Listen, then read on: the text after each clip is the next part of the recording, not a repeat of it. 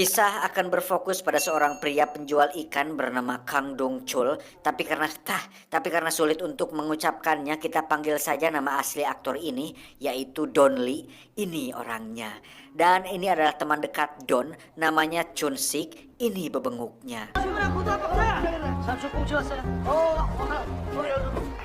Terlihat ada sebuah insiden ketika seorang pedagang sedang ditagih uang pemeliharaan oleh beberapa pria yang merupakan orang dari perserikatan pedagang yang diketuai oleh seorang ketua serikat, di mana mereka sering menagih uang keamanan dan pemeliharaan, namun sering telat membayar upah bagi para pedagang di sana. 저런 새끼 진짜 옛날에 우리한테 한번 확 걸렸어야 되는데 진짜. 된다고? 가게마다 물건 싹 다 돌렸습니다. 그래? 응. 수고해. Selanjutnya Don Lee dan Chun Sik terlihat sedang duduk bersama seorang pebisnis yang mengajak kerjasama untuk investasi pada penjualan kepiting raja. Dan walaupun pebisnis tersebut agak meragukan, Kim pun menyerahkan semua uang tabungannya di bank berharap akan mendapat keuntungan yang cukup besar. 저기 사장님 계약금 여기 있습니다. 아 예. 수협에서 찾아왔구만. 갈까? 이건 집에 가가 쪄도 있어. 형 전화 주세요.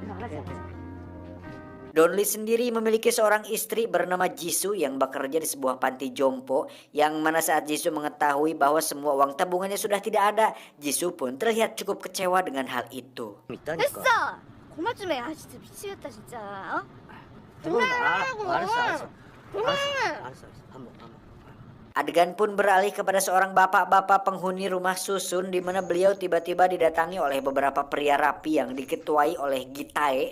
Ini orangnya, yang mana Gitae ini merupakan seorang pengusaha dalam bisnis peminjaman uang sekaligus bos kriminal yang berwirausaha dalam bisnis perdagangan manusia. Sehingga saat si bapak tak bisa melunasi hutangnya, dia pun berniat untuk membunuhnya demi mendapatkan uang asuransi yang dimiliki bapak tersebut. 야, 꽉 잡아. 한 방에 안 뒤지면 뒤질 때까지 참았는다. 하나, 둘, 셋! Tak lama muncullah anak gadis yang merupakan putri dari si bapak, di mana Gitae memutuskan untuk menangkap si gadis dengan maksud untuk dijual demi mendapat keuntungan yang lebih besar. 딸내미 죽이고 싶으면 꽉 잡고 있어.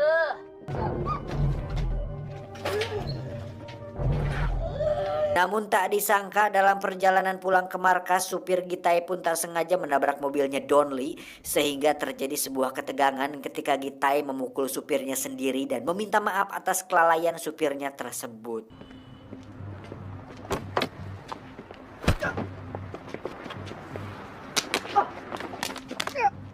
죄송합니다.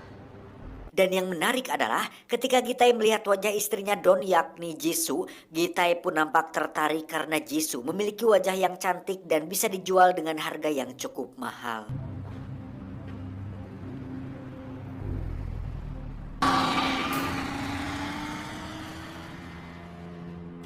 Hingga suatu hari saat tepat hari ulang tahun sang istri, Don Lee pun terlihat akan memberinya kejutan dengan membawa beberapa hadiah. Namun apa yang terjadi ketika Jisoo sedang menunggu Don di rumah, muncul beberapa penjahat yang tiba-tiba merangsak masuk ke apartemennya dan menculik Jisoo secara tidak puguh-puguh.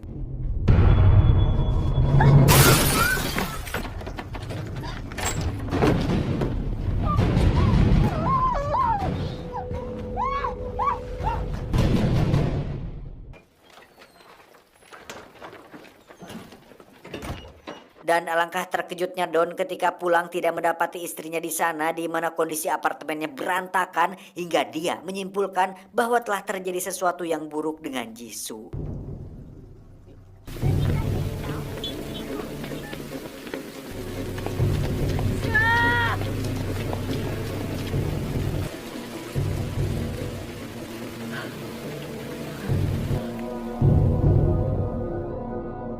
Esok paginya Don pun pergi ke kantor polisi dan terlihat sedang melihat rekaman CCTV parkiran. Namun karena kondisi malam itu sangat gelap sekali, para polisi belum bisa melakukan pencarian karena tidak adanya petunjuk. 보시다시피 주차 구역이 어둡고 나중에 비까지 내려서 저기 우리 지수 좀 꼭 좀 찾아줘. Tak lama setelah keluar dari kantor polisi, Don pun mendapat telepon dari seseorang yang mana itu adalah si Gitae, yang ternyata pelaku penculikan Jisoo semalam adalah dilakukan atas perintah si Gitae ini. 네 마누라 데려간 사람. Gitae pun menyuruh Don Lee untuk pergi ke sebuah restoran di mana saat Don sudah sampai di sana, Gitae pun menyuruh Don untuk membuka tas berisi uang yang ada di depannya. Dan alangkah nyeseknya hati si Don ketika Gitae mengatakan bahwa uang tersebut merupakan harga yang dia berikan untuk tubuh istrinya alias Jisoo. Entah manusia macam apa si Gitae ini sampai-sampai kepikiran untuk menukar uang dengan istri orang lain. Namun satu yang pasti, Don Lee tidak rela jika sang istri dihargai dengan nominal kecil seperti ini. 네 마누라 매력 있으니까 인기 많을 것 같아. 오케이? Saat keluar dan mencari sumber suara orang yang menelepon, Don Lee pun melihat seorang pria rapi yang sedang memegang ponsel untuk kemudian menyuruh Chun Sik mengejarnya. Namun orang tersebut bukanlah pelakunya alias si Gitae sang penculik cecer. 네, 과장님. 여보세요? 아니라고. 죄송합니다. Don Lee pun kembali ke kantor polisi dan menyerahkan tas berisi uang tersebut, berharap itu bisa dijadikan petunjuk untuk mencari Jisoo. Namun apa yang Don Lee dapatkan justru adalah sebuah kekecewaan tatkala para penegak hukum tak bisa berbuat banyak. Dan saat melihat beberapa foto orang hilang di sana, Don Lee pun nampak tak bisa berharap banyak pada mereka, sehingga dirinya harus mencari Jisoo dengan caranya sendiri. Tak ingin membuang waktu, Don Lee pun pergi ke kantor Perserikatan Pedagang untuk menagih upah yang selama beberapa bulan tidak dibayar, yang mana saat anak buahnya berbuat tidak senonoh kepada Don, akhirnya kita akan melihat betapa kuat dan jagonya si Don ini ketika dia mampu menumbangkan beberapa anak buah si ketua hanya dengan menggunakan tangan besar seukuran talas Bogor yang dimilikinya tersebut. 내보내. 그냥 가.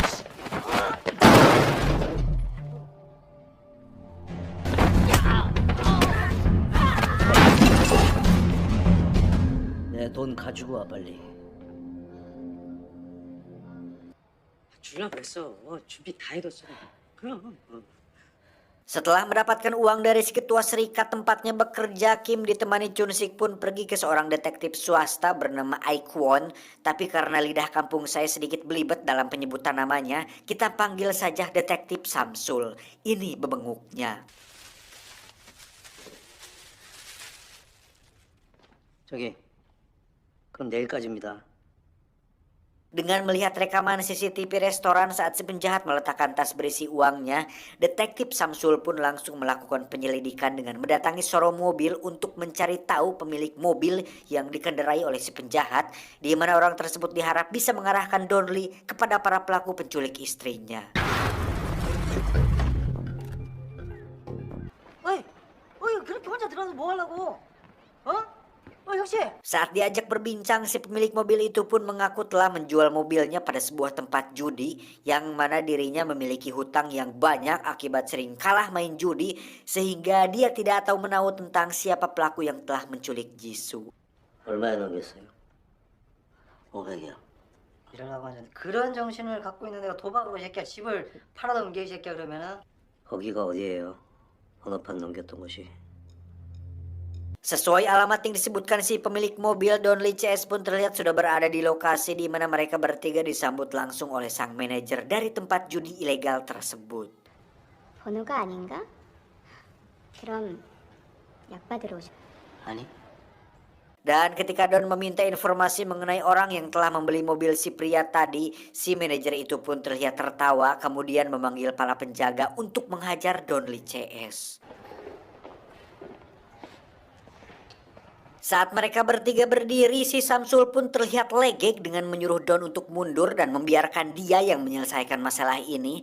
Namun dengan tingkat kepercayaan diri yang tinggi yang tidak diimbangi dengan fisik yang memadai, si Samsul pun akhirnya dikeroyok hingga Don Lee tetap turun tangan untuk menghajar para penjaga tersebut. 내가 누군지 알려줄게 내가. 자.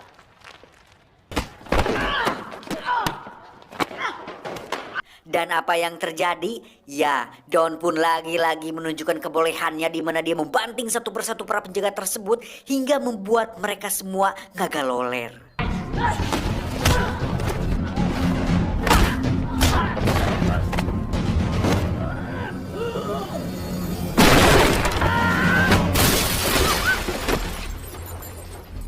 Pada akhirnya si manajer pun mau kooperatif dengan memberikan sebuah kartu nama perusahaan yang telah membeli mobil tersebut, yang mana kartu nama itu sudah expired karena ternyata sudah cukup lama, yakni sekitar 2 tahun yang lalu, sehingga Donli CS masih belum bisa menemukan petunjuk kuat untuk mencari si pelaku penculik Jisoo. 그러니까 아까 전에 씨발 펀치가 와 진짜 완전 소름 때려잡겠던데 보니까.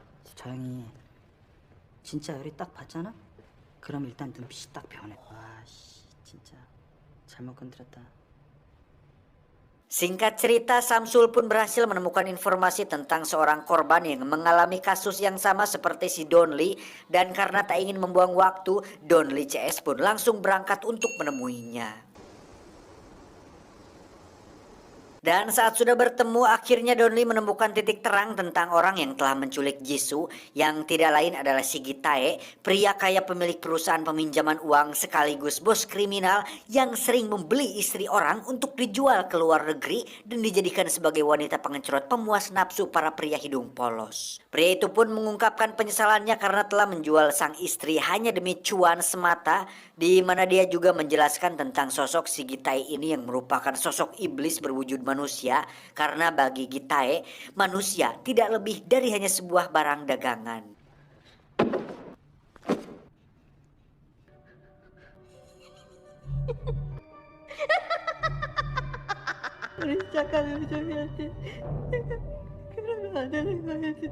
Dengan beberapa informasi yang diberikan pria malang itu, Donli pun langsung pergi ke tempat perusahaan peminjaman uang milik Gitae, di mana Donli akhirnya bertemu kembali dengan supir si koplok Gitae yang pernah menabrak mobilnya waktu di adegan pertama tadi, untuk kemudian Donli langsung membawanya untuk diinterogasi.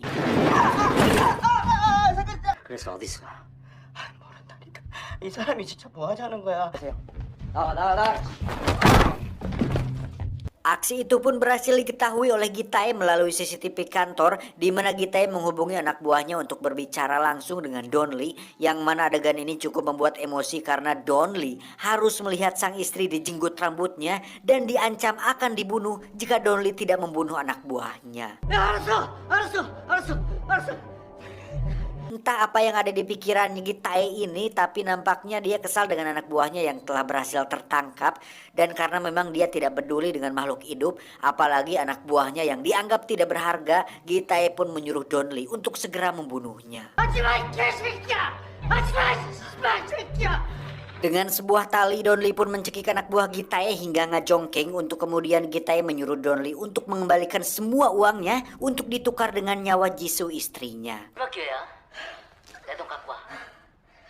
Setelah video call selesai, Donli CS pun segera menyadarkan anak buah si Gitae ini dengan menyayat kulit kepalanya agar aliran darahnya kembali normal, di mana Donli tidak benar-benar membunuhnya dan hanya menutup pembuluh darahnya agar pria ini langsung pingsan.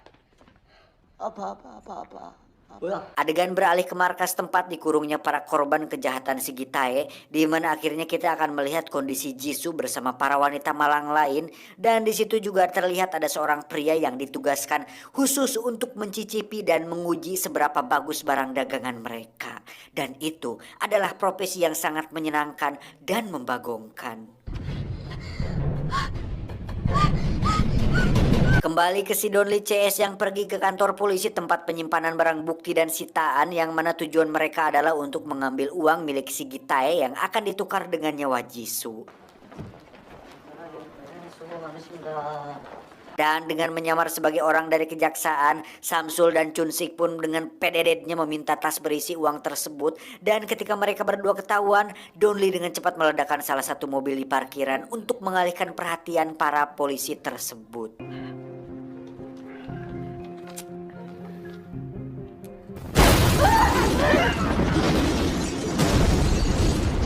Alhasil, mereka bertiga pun berhasil mendapatkan uang itu kembali.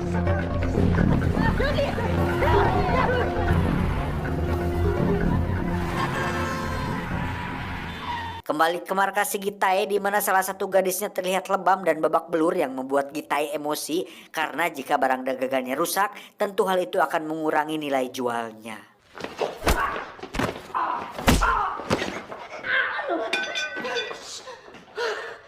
Tak lama Gitai pun mendapat telepon dari Donli untuk melakukan transaksi penukaran uang dan istrinya, di mana Gitai menyuruh Donli untuk datang ke markasnya saat itu juga.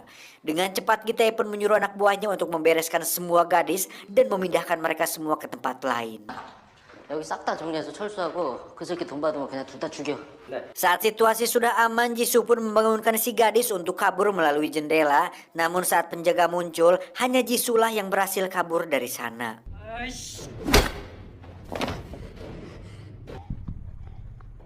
Jisoo pun terus berlari sampai ke jalan raya dan meminta tolong kepada pengendara mobil untuk ikut menumpang ke kantor polisi. Tetapi saat sudah sampai di sana dan hanya beberapa meter lagi sampai ke kantor polisi, Jisoo harus kembali tertangkap oleh si Gitai.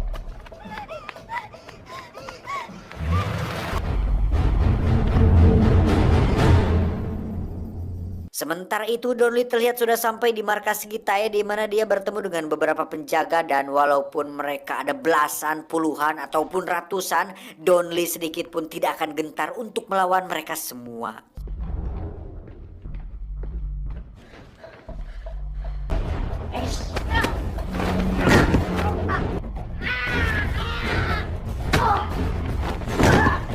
Saat si pencicip wanita akan kabur juga, dia pun seketika terkejut ketika melihat dinding bergetar akibat pertarungan yang terjadi di luar.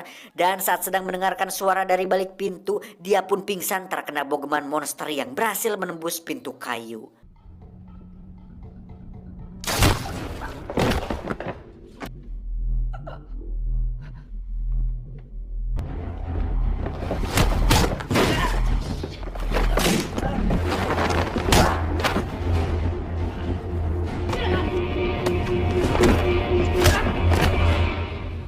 Di luar, Chunsik dan Samsul berhasil menggagalkan pemindahan para korban sehingga mereka semua berhasil diselamatkan. Kembali ke Donli yang terus mencari di mana Jisoo berada, namun dia justru bertemu dengan para penjahat lain yang mengepungnya, dan tentu saja hasilnya pasti dia menang.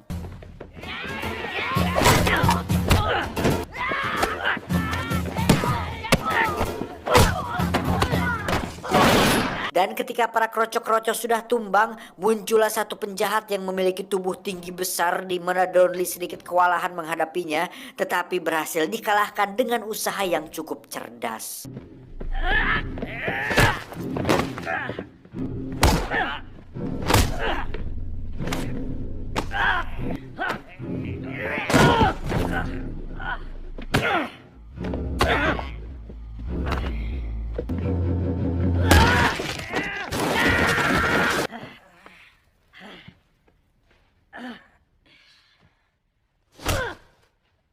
Saat Donli pergi ke ruang kurungan, dia pun melihat jendela yang sudah terbobol hingga Donli berpikir bahwa istrinya kemungkinan sudah kabur. Sementara Donli pergi untuk mencari kemana Jisoo kabur, Samsul dan Chunsik pun kedatangan para polisi yang memeriksa TKP, di mana mereka secara tidak langsung telah membantu kepolisian dalam mengungkap kasus kejahatan yang cukup berat. 건물들 다 정리하고 밑에서 내려와서 아시죠? Kembali ke si Donli yang terlihat baru saja akan keluar gerbang, yang mana secara kebetulan dia berpapasan dengan mobil si Gitai yang sedang membawa Jisoo, hingga mereka terlibat kejar-kejaran di jalan raya, tetapi tidak seperti adegan di film Fast and Furious.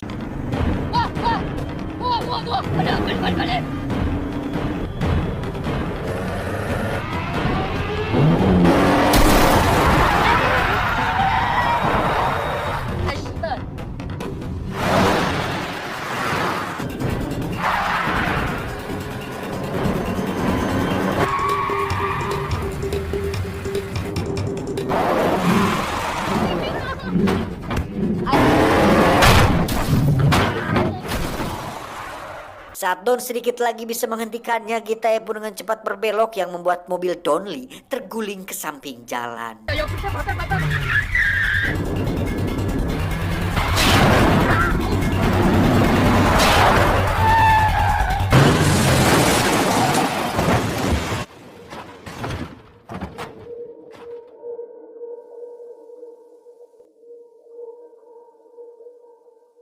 Dengan penuh emosi yang tidak disertai teriakan "Ora!", Gitai pun mengambil sebuah kapak dan menyerenteng menghampiri Don Lee untuk kemudian menyuruh Don Lee untuk keluar dan menghadapinya. Dan tiba-tiba ya, Don Lee pun menarik Gitai dengan entengnya di mana dia menyiksa si Gitai di dalam mobil dan meski Gitai berusaha untuk keluar sekuat tenaga, Don Lee tetap menariknya kembali untuk mendapatkan beberapa bogeman serius. Dan tiba-tiba sadar bahwa dirinya tidak bisa apa-apa dan pasti sudah kalah dari Don Lee, Gitai pun meminta maaf dan mengaku telah berbuat salah. Namun karena Don tetap mendekat, Gitai pun mengancam akan bunuh diri menggunakan pisau untuk kemudian mencoba menyerang Don Lee dan dengan lengan besarnya, Don Lee pun mematahkan pergelangan tangannya dan membungkemnya beberapa kali dengan penuh semangat dan salam olahraga. 자살한다.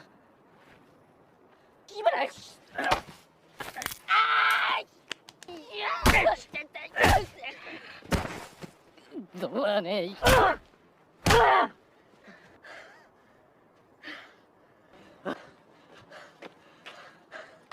주주야.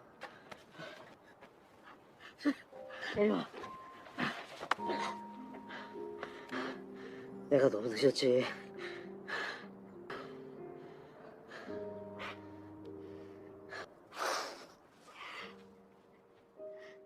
Dengan semua hal buruk yang telah terjadi, Don Lee pun akhirnya bisa sukses besar atas investasi kepiting raja yang dilakukannya di awal, di mana mereka terlihat berbahagia sambil makan kepiting raja tersebut.